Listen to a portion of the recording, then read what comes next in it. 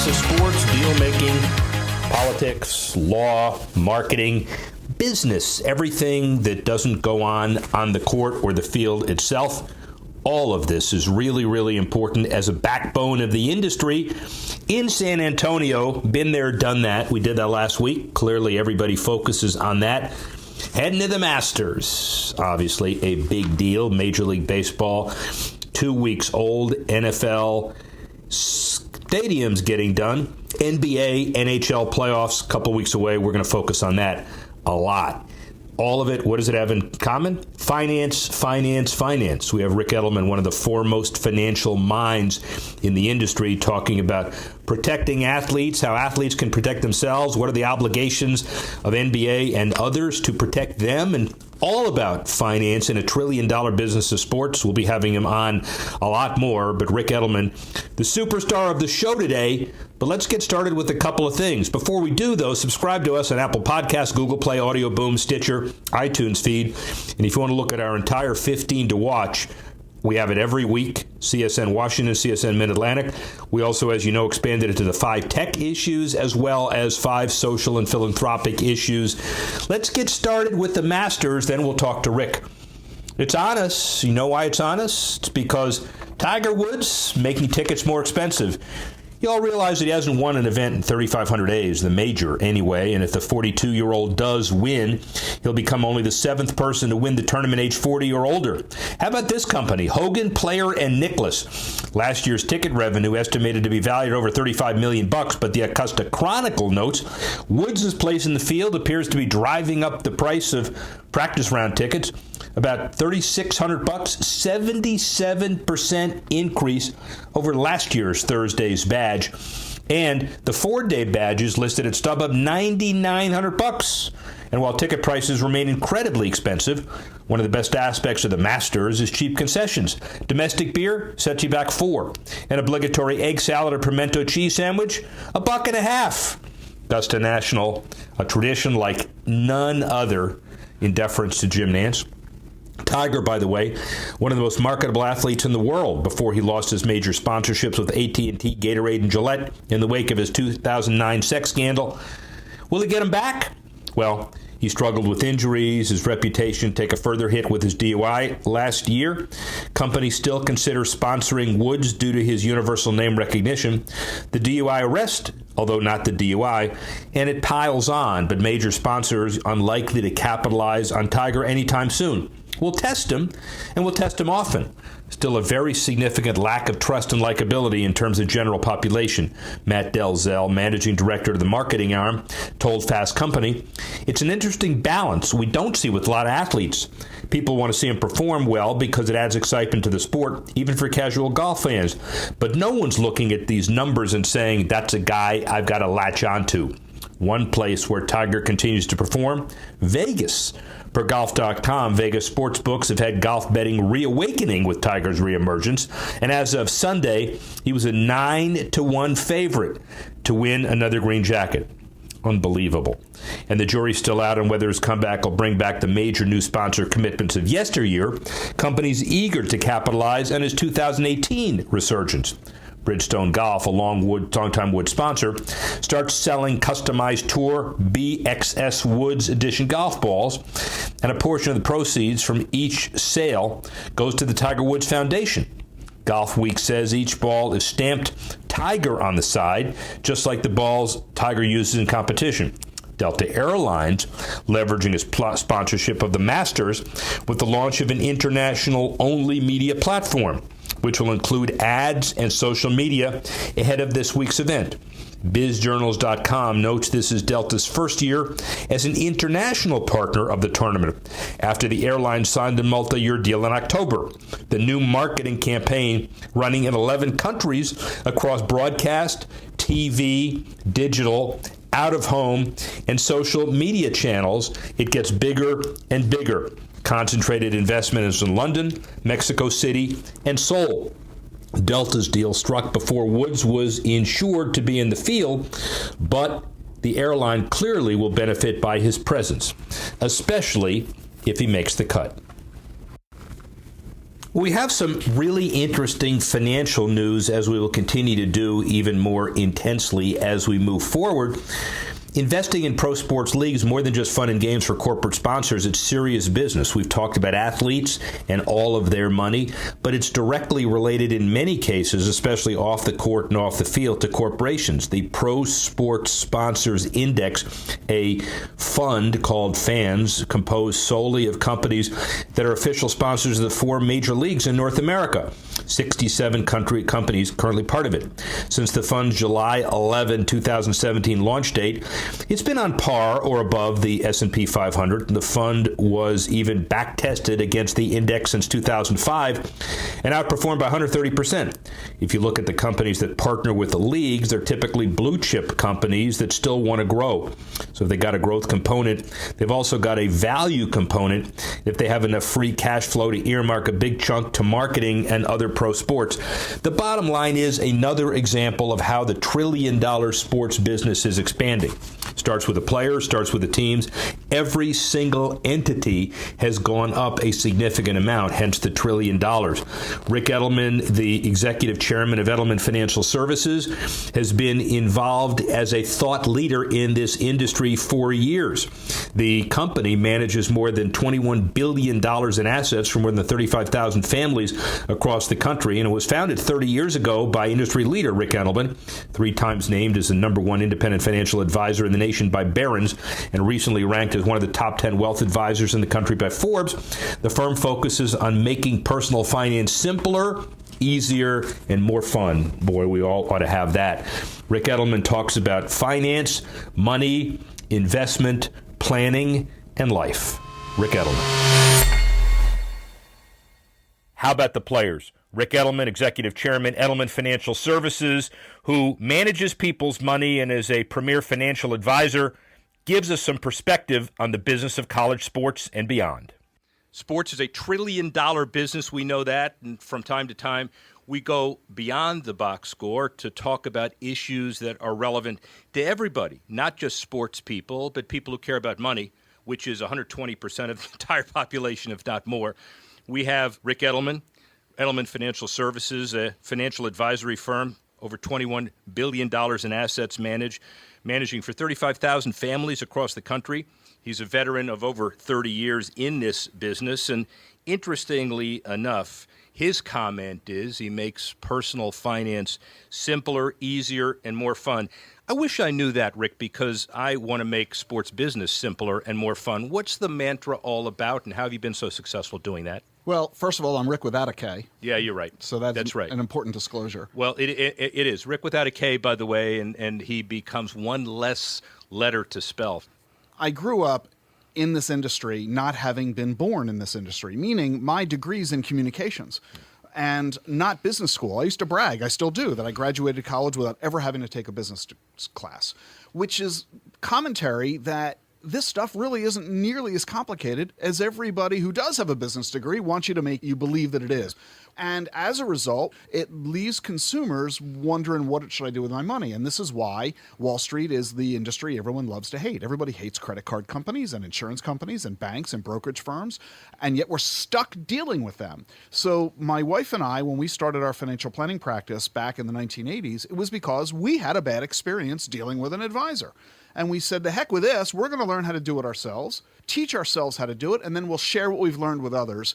And here we are 30 years later, one of the largest financial planning firms in the country, because we simply want to make personal finance fun. Well, and tried and true, I mean, we all grew up with sports.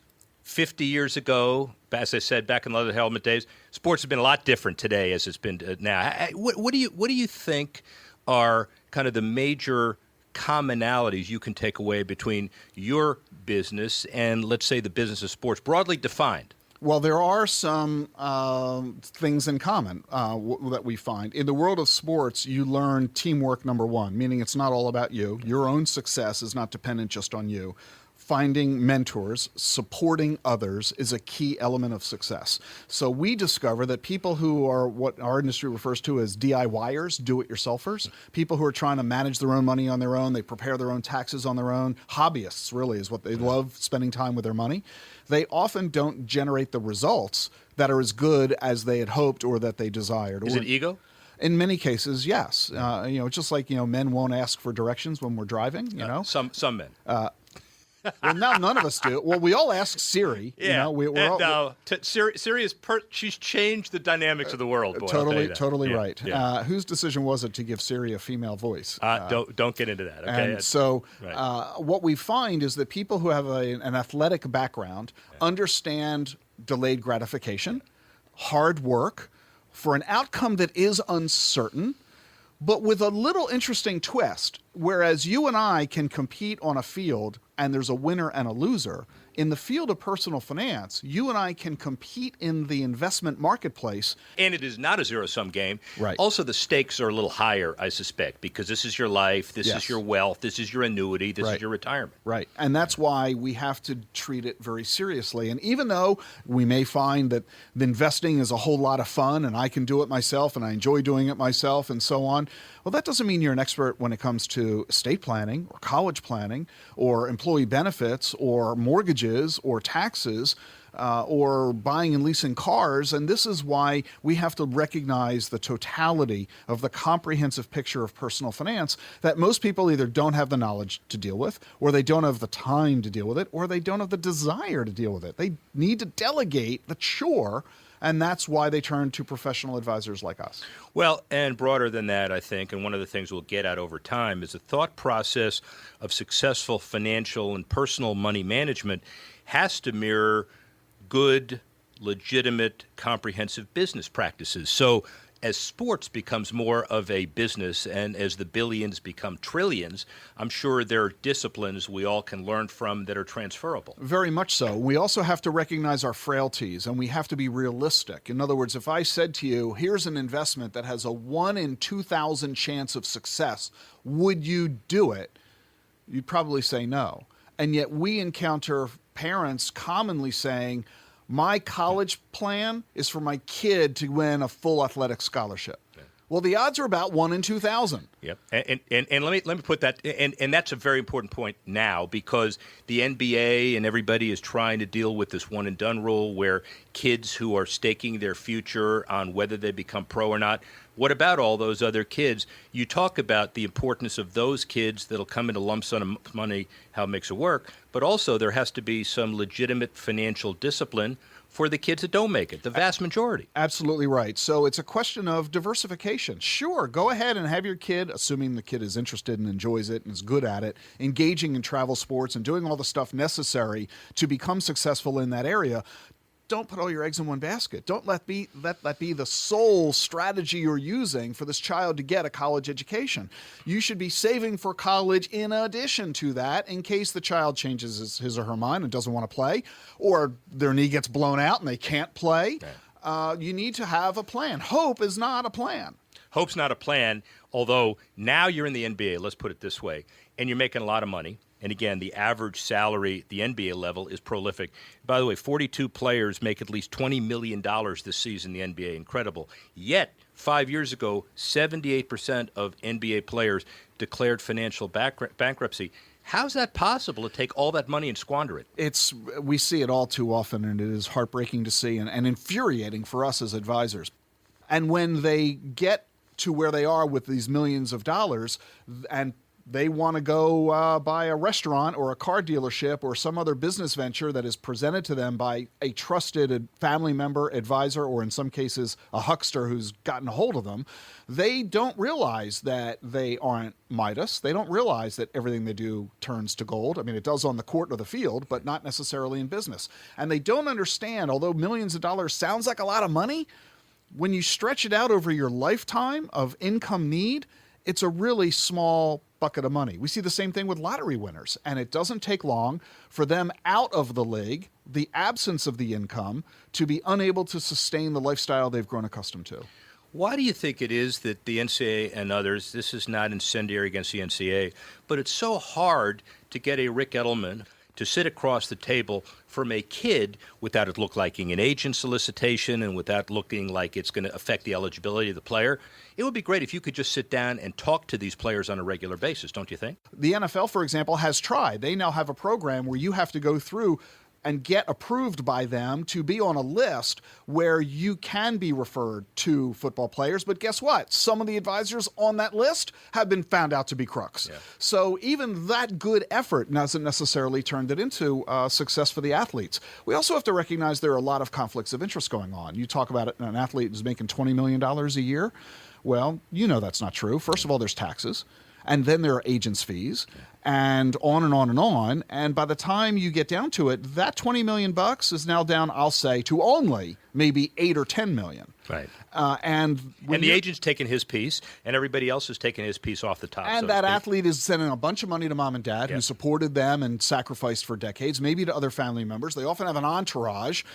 They're often trying to spend money in a business venture to develop a clothing line or some other business of their own. And all of a sudden, they're not netting nearly as much as it might appear to be for the rest of us. One more structural financial question, and then we'll do this on a regular basis. This is really good as far as dealing with people who ought to understand the similarities between personal finance and the sports business. Kirk Cousins, we're here in Washington. I'm not sure if that's a hero name or not for people around the country. He may change the face of how the NFL negotiates its contracts. Just signed a deal with the Minnesota Vikings, right. A 3-year guaranteed deal. Ironically, most baseball contracts are guaranteed, but football, violent sport, big risk, are not guaranteed. How do you advise in that situation if more contracts are beginning to be guaranteed? That still doesn't mean you're home free. Yeah, it really doesn't, because at the best, he's got a 3-year gig. Now, in Kirk's case, it's a huge amount of money, with $85 million, so no tears for him, no matter how it turns out. But for the average rank-and-file NFL player, they're not going to command that kind of a money. Even if they do, they'll end up with $10, $20, $30 million over 3 years. Well, net of expenses and taxes and other obligations, that has to last them in a lifetime. They have not hit the lottery. They have not settled on all of their financial needs going forward, and they need effective financial advice. I think an equally biggest challenge here is the impact on the teams, because if they are offering these guarantees and Kirk gets hurt in his first week, now they're not only paying him, they got to pay his successor. And pretty soon, that house of cards can come tumbling down. And just one more perspective on that. Forbes pegs the average NFL team at a $2.34 billion valuation, which is up 19% year over year. It's an incredible number, largely built on the backs of contracts that could be terminated at a moment's notice. And Kirk may be saying to that industry, you know what, that party's over. We will clearly be hearing more from Rick Edelman as we go forward. It'll be a regular staple on our show and other shows across the NBC dial. Clearly, he significantly focuses on the guys making big bucks, but that's not all the message is. And frankly, when you're off the court, you got to look like guys like Michael Jordan, Arnold Palmer, David Beckham, as far as generating some income. How about Shaq? According to John Wall Street, making more money today than he ever did while he was playing. Over the course of his NBA career, he made nearly $300 million in on-court earnings, the most he earned $30 million in salary. The two-time All-American from LSU and legendary big man, the highest-paid retired athlete, following the 6th highest-paid retired athlete, following the likes of Michael Jordan, Arnold Palmer, David Beckham. Pretty significant company. Since retiring in 2011, his single largest payday occurred in December 2015. He sold 51% of all future business endeavors, not including his Turner Sports contract or his Sacramento Kings investment, and he made anywhere from $230 to $270 million in cash. And as Shaq's son Sharif gets ready to suit up for UCLA next season, he'll be looking to follow in his father's footsteps on and off the court. Well, the restructuring of the NBA to allow the big dollars is a top issue here again in San Antonio. But beyond that, how do you deal with the kids coming out? One and done? What do you do with the rules, kind of like baseball? If you choose to go to college, you're going for a couple of years, not like one and done. But there may be an alternative to high school basketball players and the one and done conundrum. The G League may become a lot more common following McDonald's All-American and Syracuse commit Darius Bazley's decision to do so. His decision to forego college came down to him thinking he'd get more out of the G League than he would by playing in Europe or at Syracuse. He'll be able to officially sign with the G League team when he turns 18 in June. If he's ultimately selected toward the top of his class in the 2019 NBA draft, he could serve as a trailblazer for the future of the sport, especially with the ongoing NCAA scandal and the imminent shakeup of the current system. The G League will have the most to offer, considering it's the developmental league for the NBA. I'll get more out of it than going overseas, he said. It's only the tip of the hardwood iceberg. Look for many more marquee players to either follow in his large and well-compensated footsteps or to be very serious about this alternative as he analyzes what they might be in the future. Well, then, the NBA, by the way, continues to restructure their business, governing issues, sponsorship issues. How about the NBA fans able to pay to buy the right to see parts of non-national games for a small fee? The league and its digital partner Turner and Turner Sports announced that last week. The offering set to begin in the 18-19 season. The league and Turner began offering league passes on an individual basis for $6.99, but Tuesday's announcement signals the first time a major sports league offering fans the chance to buy parts of games. Sources said the league will continue to experiment by offering fans the chances to see parts. The new offering won't change what has been offered in the past, and fans can still get a certain team's games for the season and continue to pay $7 individually for games that intrigue them. But fear of cannibalizing the NBA League Pass had once seemed to make it harder to sell fans slices of games. But younger fans are used to making micropayments and buying things on impulse, especially when notices pop up on their social feeds. So this may be another trend. Looks like the NBA is in for a certain kind of restructuring anyway. Let's talk about international events for a minute.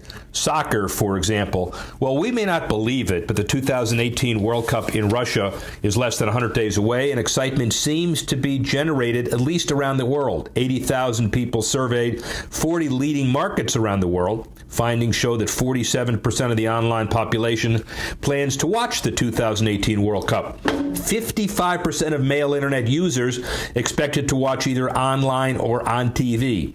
The World Cup holds a significant greater appeal than the Premier League, and viewers in Europe that were polled said they're most likely to watch on YouTube, WhatsApp, Facebook, Instagram, Twitter, the usual suspects. And even without a U.S. squad in contention this year, expect huge viewership on TV, online as well.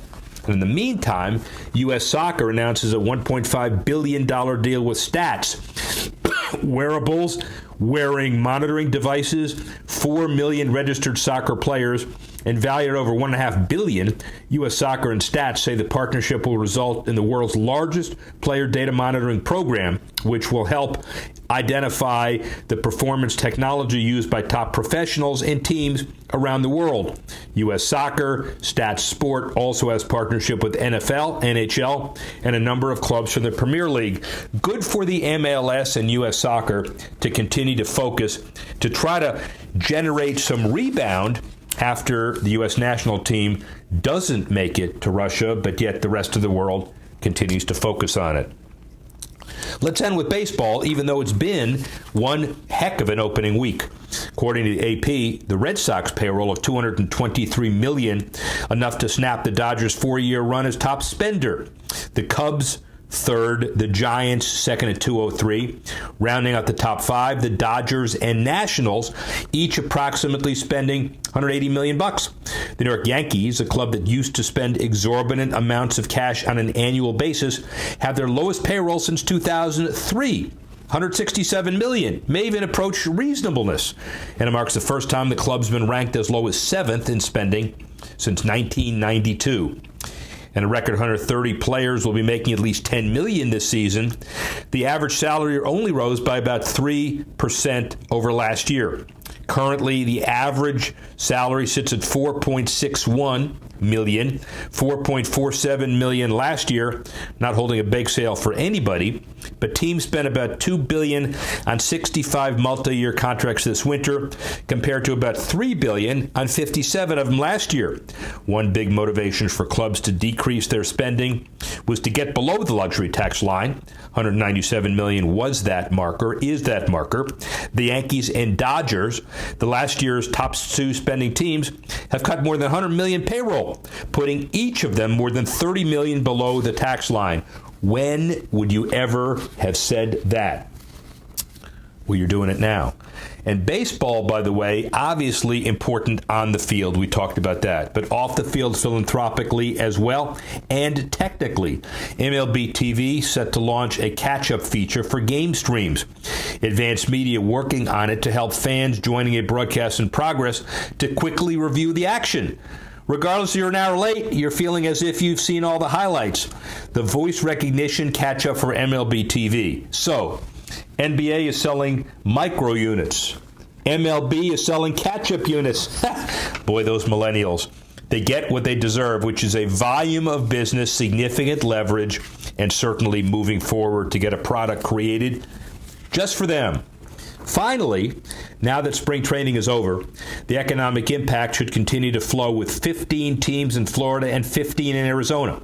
As for Florida, the Palm Beach County Sports Commission recently sponsored an event called Economic Impact of Baseball in Palm Beach County. The events included speakers, including Pat O'Connor, president of Minor League Baseball, Brian Cooley, president of EverFi Sports and Entertainment, Pat Rooney, Palm Beach County civic and business leader, Steve Salem, president of Cal Ripken Senior Foundation, and George Lindley, the executive director of the Palm Beach County Sports Commission. The economic impact of 4 teams in Palm Beach County, especially with the world champion Astros, as well as 2 minor league baseball teams and over 30 amateur events last year, meant significant economic impact that other communities can emulate. It'll be a big benchmark for other counties to follow, not only in Florida, but Arizona as well. Well, that's it for the show. Can't wait for the Masters. Can't wait for the playoffs to start in basketball and in hockey. Baseball continues to intensify. Let's see what happens with the Yankee home run derby, basically an Angel player playing 2 positions. I can't wait for all of this to focus on Mid-Atlantic as well. How are the Nationals going to fare and the Orioles? All of these intertwined business issues important to all of us. I'd like to thank Rick Edelman for his expertise. You will hear a lot more of him on this network. And we'd like to thank Dan Martin, Tanner Simpkins for putting this together. And we'd like to thank you for listening. And thank you again for joining us this week, next week, and beyond when we go Beyond the Scoreboard.